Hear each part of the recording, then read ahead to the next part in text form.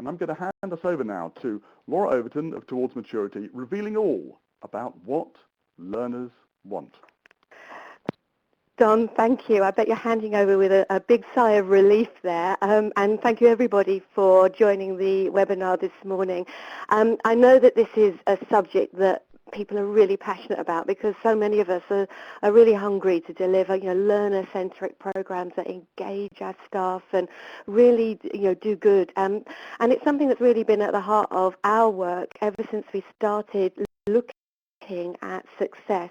As I said, about 10 years ago, and in fact, what people probably don't realise is that our first piece of research actually involved learners, and 10 years ago, it was the first time anyone had gone out on a wider scale to look at learners. So it really felt it was time to kind of revisit that and to think about what learners want. Now, I know you guys are very chatty, so what I'd like to do is to pose you a question. At the moment, what's your answer to that? What do learners want? I was wondering if you can start to share some words that describe, the people that you're supporting, what they want, or perhaps even what they don't want in the chat box.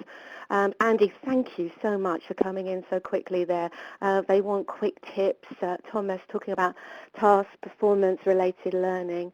Lynn talking there about support. So it's great. You've got some really important ideas coming through here, very fast as well. Dom talking about wanting to find a solution. And I think, Andy, you just said there about something simple. I think that's one of the things that's really important these days when things are coming at us so much. The fact that they actually want something that's going to be fast, something that's going to be quick and easy. A lot of themes coming through here. As you say, very, very chatty, great response, fantastic. Thank you. Keep them coming. But a lot of emphasis on it being particularly focused on people's immediate requirements. So timely, targeted, personalised, quick, easy, helping them do their job, performance support. These are all common themes running through what people are saying. Yeah, absolutely. And you do keep it going because this is the kind of thing that we really need to focus our eyes on this morning, is what our learners actually want. And I want us to look at a number of different things today, is to think about afresh about learners, about what we know about our learners, whether it's facts or whether it's something that we've kind of heard in hearsay, and also perhaps to challenge our assumptions that we may have had in the past and possibly even in the future, because obviously our assumptions and our beliefs about what learners want will really influence our behaviour towards them. I'm also like to, because we do what we do, actually take a look at some lessons from top learning companies as well about how we can perhaps connect and engage with our learners in a new and different way. And also because obviously we borrowed this title a little bit from the lovely Mel Gibson's film of What Women Want, I would really like to kind of summarize today about how we can perhaps avoid the lightning bolt and actually use some techniques that we've discussed through the morning to actually find out what our learners want. So that's what the agenda, that's a journey that we're going to go on today. So the first section we want to have a look at is the facts of fiction, and I'm just having a little look at your answers here, and it's really good. We've got so many different ideas. It's going to be great to analyse those when we come off. But a question that I've got for you is that you've been answering this question about what your learners want, but in one sense, how do you know? It's very interesting, kind of. This might be a rhetorical question for you, but obviously, to connect through in there. So just to kind of come up with some answers there for us. And I think, so these are some of the things that I've found out when I've asked this question before. The fact that, yes, we are all learners, and that's coming through, but not everyone is like us. And I think that's really important as well. And often the way we find out about things is almost like that water cooler moment. You're having a chat with somebody over a coffee or whatever. It's anecdotal. Sometimes it might be through the kind of happy sheets that we're still using, to find out what they want, what they're looking for, some training needs analysis. Employee engagement surveys is another area. So there's a whole different areas, lots of areas where we kind of get our thinking from. And I think one of the things that I've really noticed in our industry is that we've, in the past and also to a certain extent in the future, and I'm perhaps the one to blame on this as well, is this whole thing about other people's research as well. And I'd really like to have a think about that, because you're coming up with lots of different questions here, lots of different observations. The fact that you are learners yourselves, we do need to ask people, and the fact that we are actually connecting directly through with the business. But I think we do need to perhaps challenge the way that we're getting some of our own ideas as well.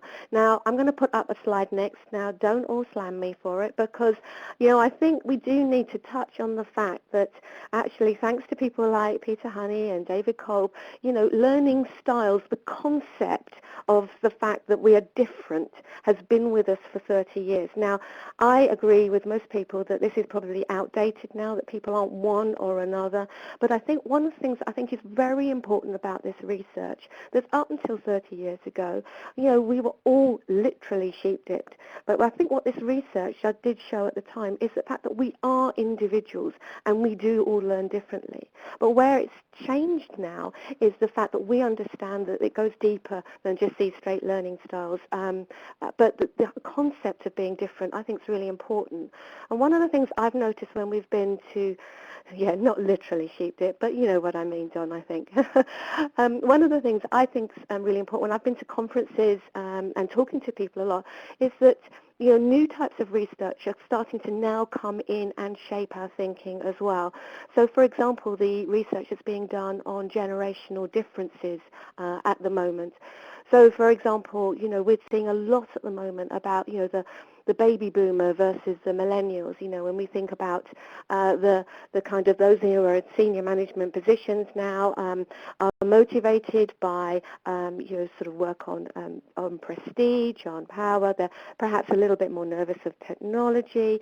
There's a whole range of different things of research that's coming out that characterizes the baby boomer, the Generation X, and also the tech-savvy millennial that's coming through as well. And I know a lot of our thinking, and certainly our research has shown that people are looking at how do we do new things in order to attract the millennials, those that are working on multiple devices, those that are active in the gaming world, those that actually Dr. Carrie Williard, who in her book 2020 Workforce, which is really interesting, say, these guys are the ones that are motivated in an organisation by the training available to them, by the collaboration available to them. How will I learn? It's part of that motivation, and these sorts of things are actually quite important. The book is the 2020 Workplace, book by Carrie Williard. You can actually just search it through in Google. But I think that, there's a lot of new research coming out that when we go to conferences, it's starting to say, well, how do we prepare for these people? How do we prepare our learning solutions for these people as well? And I think these sorts of things are really important to us, because when we look at our research that we've been doing, we're using a much broader and wider range of learning technologies.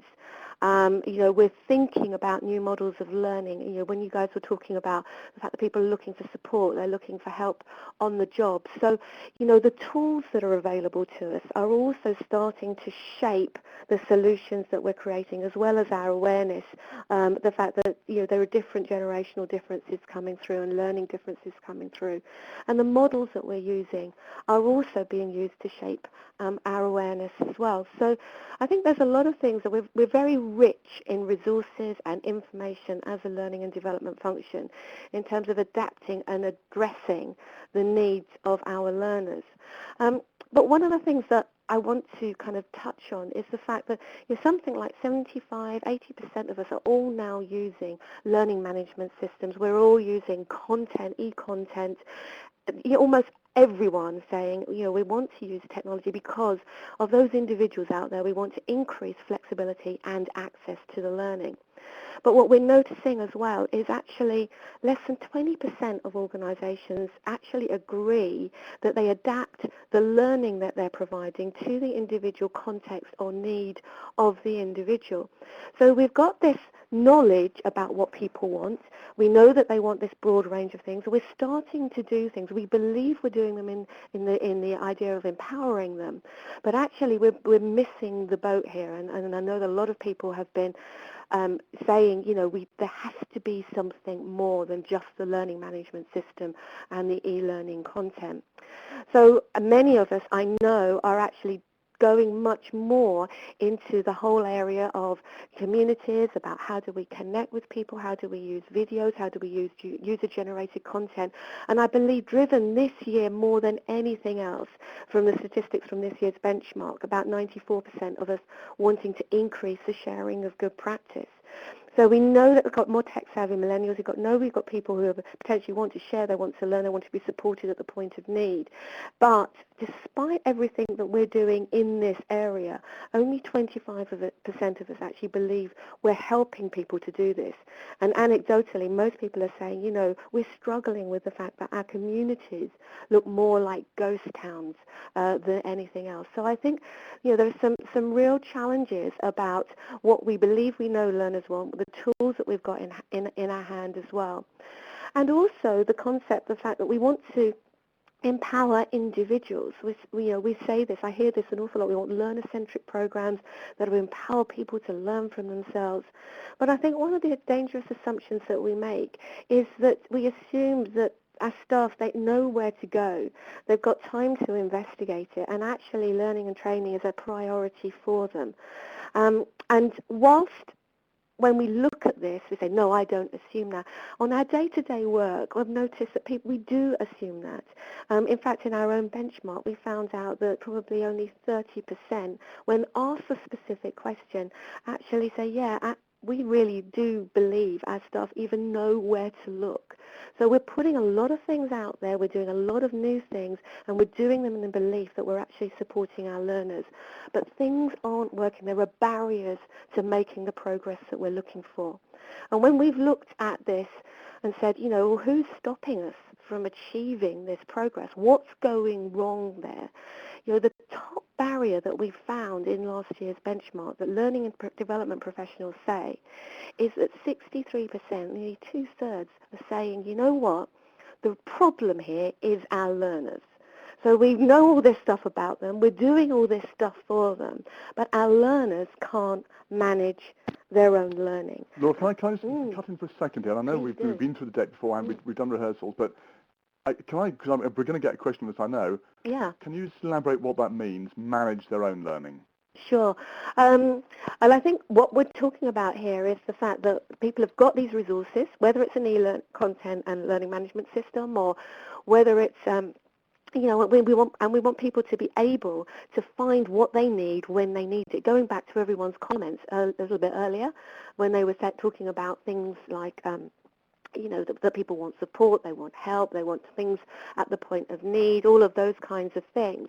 But what we're finding is that even when we provide that, we believe our learners actually don't know how to manage their way through that. So we're in a little bit of a catch-22. We're taking what we believe we know our learners want. We're designing solutions and creatively and more innovatively starting to bring in new approaches. But still things aren't going our way. We've still got some gaps in there. And many of us in learning and development are saying, we think it's our learners' fault, basically. So just to wrap up that point, Laura, I hate interrupting your flow because it's going so beautifully. But we've got just to make sure this is all quite clear, we've got people saying, is this people's time? Is it the systems they're not clear about? Are they unable to navigate? Are they just simply not allowed to get on with it?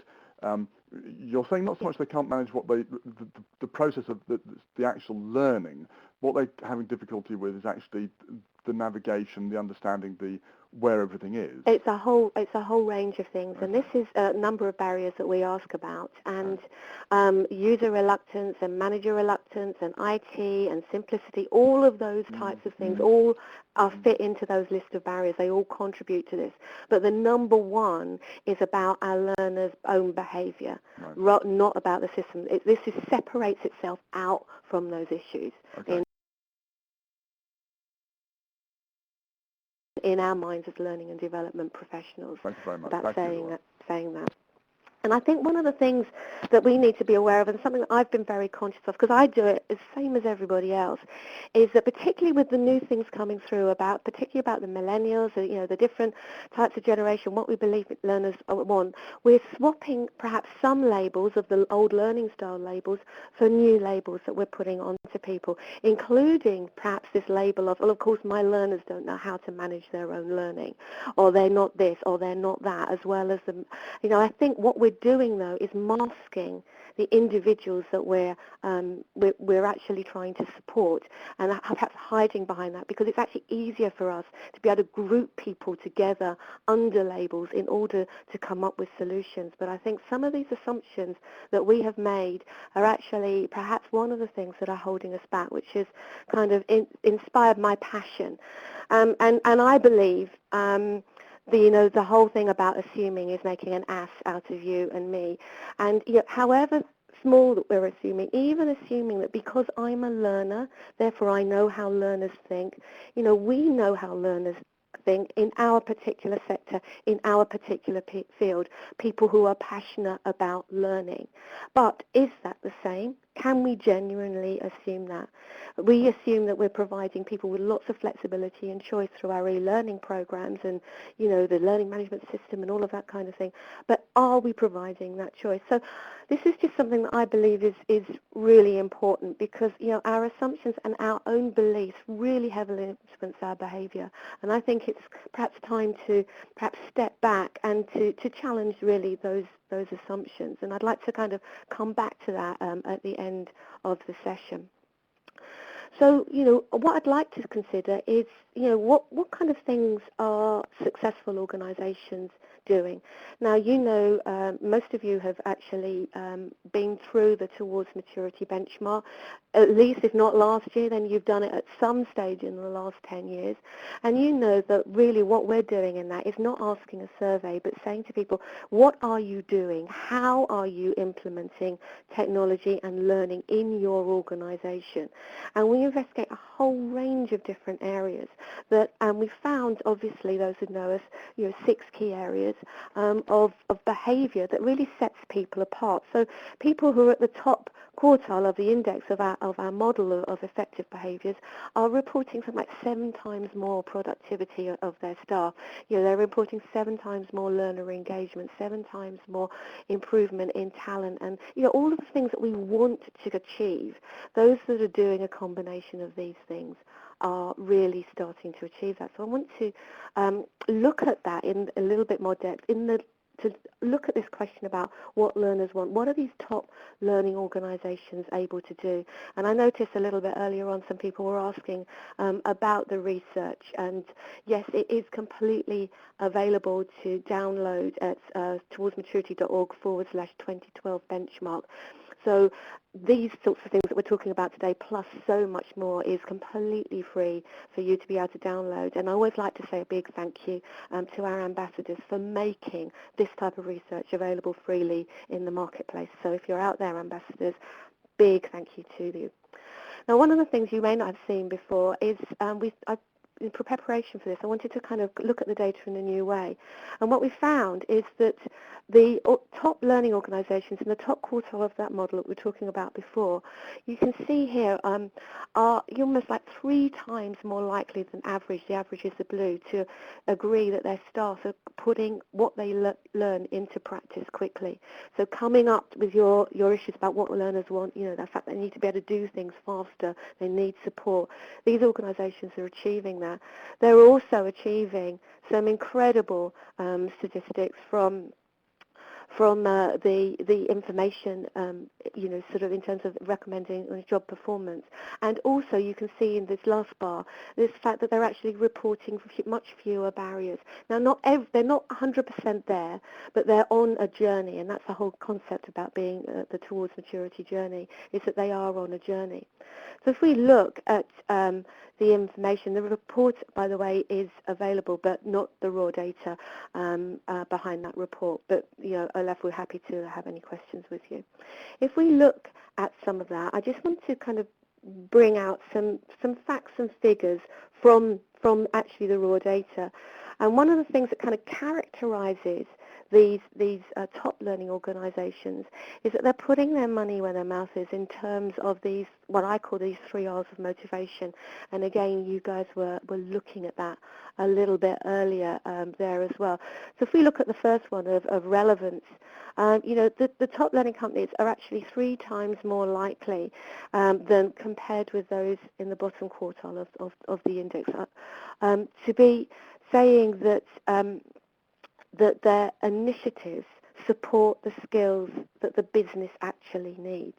And I was talking yesterday around talent and things like that, and those top learning companies are much more likely to be enabling, things like sales training, systems training, leadership training, the things that drive the business forward. And those of you who've heard me speak before know that even though that's common sense, it's not necessarily common practice. And in fact, over a third of us can't put our hands on our heart and say what we're doing in this area actually supports the skills that the business needs. Also, the top performers under relevance are much more, I think 17 times more likely to say that their learning initiative supports the individual career aspirations of the individuals in the organisation. It makes sense of them and their job personally as well. The second R is about being readily available. And again, the top learning organisations are 6 times, for example, 6 times more likely to be using things like mobile apps to support performance in the workplace. Now, there's been a lot of discussion, particularly after learning technologies around mobile and if it's taking off, it's not taking off. For me, it's just another technology, but it's a technology that addresses the second R. Do I get what I need, when I need it, where I need it? And the third R, really, I think from an individual perspective about what learners want, is that we're getting an indication from those top learning companies that actually recognition is important. And it's something I think that as learning professionals who are very passionate about learning technologies and empowering the learner, we think, as long as they get what they need, recognition is not as important. And in fact, it is. And in fact, top learning companies are 10 times more likely to reward or recognize individuals who have connected with programs, online programs in some way, rather than just leaving them to in a quagmire of resources to find their own way. So that's just a couple of things about the top learning companies. And I think one of the things, and this just shows you a little bit about the model in a bit more detail, and the importance for top learning companies to understand the learner motivation, choices, context, but they're also much more likely to be dealing in facts rather than assumptions about their employees. So, whether it comes to design, where they're actually involving users and managers in design much more often, or whether it's saying, actually, we know what our staff are doing with, for example, social media. So we actually know what our staff are, how they're using social media to share ideas. So, they are working with the facts and they're addressing some of the issues, but not everybody is doing this. Not everybody is doing this at all, and I think it's something like only 30 or 40% of us actually even know how our staff are using social media to share and connect with each other. If we don't know about their normal behaviour, how do we actually can connect that back into their learning behaviour as well? And before all the messages come up, I know our norming behaviour is our learning behaviour for most of us. It's just that we don't normally articulate it in that way. But the thing about the top learning companies is that they're pulling the facts out on the table before they make the decisions. So if in that context, I would like to kind of revisit that question about what do you actually know about your learners? What facts have you actually gathered in about your learners? So I'd like to just ask you about that. Have you found out anything about your learners? Are you one of these people who've actually kind of done the asking? Who did you ask? That type of thing. Just give us some things. So Joe's been talking here about you've actually asked them about the challenges they've faced. Yes. So if there's any others there. Well, there's been this conversation going on while you've been talking about that and around also the future role of L&D and what it should be doing in terms of how much intervention it should have or not, and that's where the whole Google thing kicked off from. But look, here we have some answers coming through. Dave Brown saying our assumptions were not accurate. That's interesting. I think it's interesting there about Lewis talking about personas there as well, because, I'm a big fan of thinking through the role of personas, and that's a marketing technique for designing an individual that you can then relate to. But it's also touching on the research area.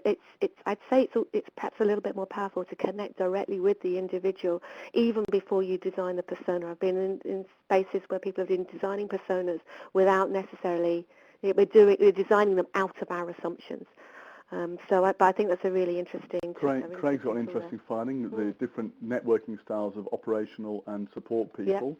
And Dave's comment, we do learning styles questionnaires and MBTI, Myers-Briggs Type Indicator, and then ignore it. Always a useful approach. And how much do we, I mean, that's such a really important note there. When we do actually find stuff out, what do we do with it? Whether it's learning styles or Myers-Briggs, it doesn't really matter. The point is, I think that Dave, you're making there, is that we need to act on what we find out. And too often we love the business of collecting data. We're not actually terribly good at manipulating and possibly even asking the right questions and teasing fact out there. Yes, absolutely. And then when we do have things very, very clearly in front of us, we still ignore it. Don't get me on that one, though, Don. Slide there, Laura. Okay, so some really interesting things that are coming through here. But what is interesting is that very many people, that's William's coming through saying that you're asking clients in requirements analysis about environmental factors. Now, that's very interesting that we, as organisations, we will often ask our clients, but we won't necessarily ask our internal people that we're working with as well. So that thing about asking, I think, is really important. So thanks for that, sharing some of your ideas on that. Well, what I want to do really is now just to kind of close up with a few kind of final thoughts in this area. And as I mentioned before, I love watching Mel Gibson in What Women Want, but because he's such an arrogant man in the character in this film. As an advertising professional, he was incredibly knowledgeable about the processes of advertising. But it was only when he was hit by a bolt of lightning that he actually started to be able to see inside the minds of the people that he needed his advertising programs to connect with.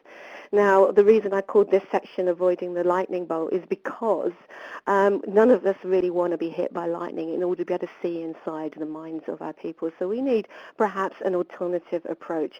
And we've touched on this before.